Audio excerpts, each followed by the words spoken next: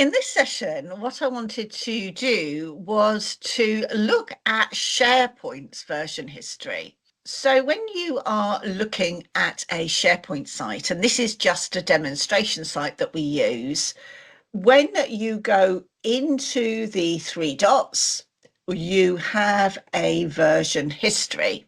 Now, what this version history allows you to do is to view the different versions, and from this drop down we can view or restore it or delete it. So you can delete an individual version. Remember that when you're working with SharePoints, the versions are sitting on top of each other, and if there's one you really want to remove, you can do that. It just requires everybody in the company to understand that you can delete a specific layer. Now, that in itself is quite useful, but we can get that information directly from Word and Excel versioning. But what we can't see is the versioning history in SharePoint that you can benefit from by using metadata. And remember, metadata are simply tags or columns. And I've added 2 in this particular example. And what we're looking at here is having a project and a revision column. So if I go, first of all, to the properties, I'm going to do it this way, and I am going to choose a project, and that's saved, and enter that as revision 1. After all, it may be your revisions are not correlated to SharePoint's versions. Your revisions are manual, and SharePoint's versioning is automated. So we've done that for that one, and if I do it for this one as well, and in here, we are going to go to more properties. So again, I'm going to pick a project and I'm going to do revision 3. Another way of doing this is using the information indicator at the top right. Now, this will open up everything about your document, which is really useful. And part of it is the properties, but you can see I could get a thumbnail, I can see who's got access, and I can also see any activity. So I'm going to pop my project in here and my revision in here as well, and that's saved. And you can see this is being populated in here.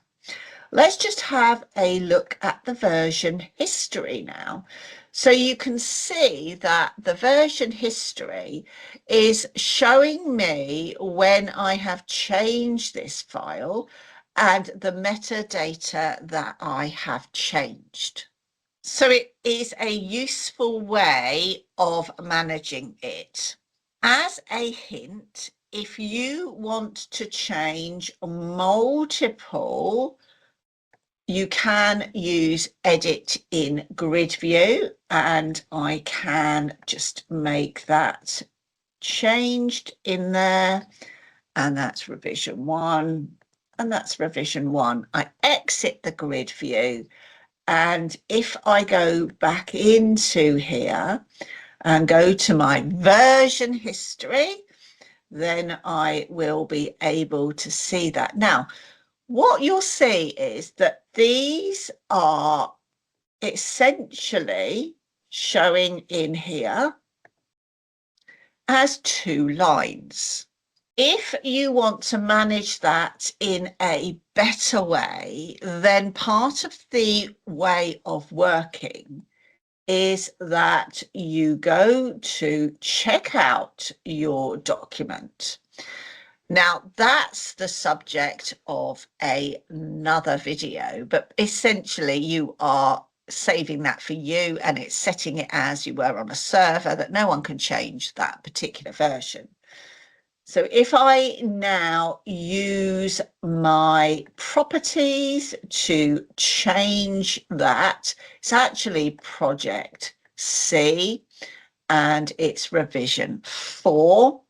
And what I would do is I will go to more and check that back in again. And I can type why, reason why. I'm just going to put in here.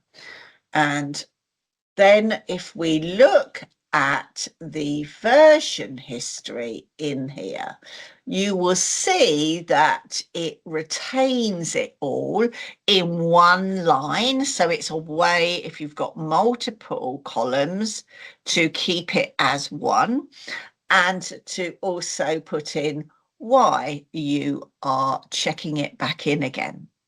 See you next time.